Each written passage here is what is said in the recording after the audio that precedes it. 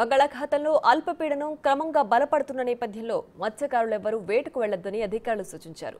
పశ్చిమ మధ్య బంగాళాఖాతంలో ఏర్పడిన అల్పపీడనం వాయుగుండంగా మారుతోందని వాతావరణ శాఖ చెబుతోంది. ఈ నెల 26వ తేదీ సాయంత్రానికి అది మరింత బలపడి తుఫానుగా మారుతుందని స్పష్టం చేసింది.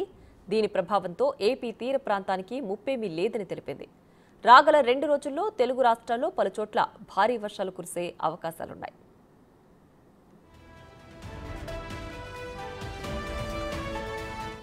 వాయుగుండం ప్రభావంతో ఉత్తర కోస్తాంధ్రలో పార్వతీపురం మన్యం, అల్లూరు జిల్లాలతో పాటు కాకినాడ, కోనసీమ, ఏలూరు, ఎన్టీఆర్, సత్యసాయి జిల్లాల్లో చాలా చోట్ల మోస్తరు వర్షాలు కురిసే సూచనలున్నాయి.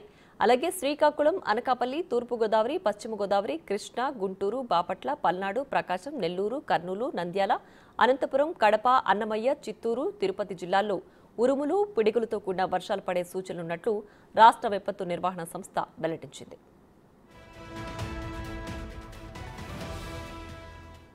తెలంగాణ రాష్ట్రంలోని కొన్ని జిల్లాల్లో ఇవాళ రేపు తేలికపాటి నుంచి మోస్తరు వర్షాలు కురిసే అవకాశం ఉందని వాతావరణ నిపుణులు తెలిపారు.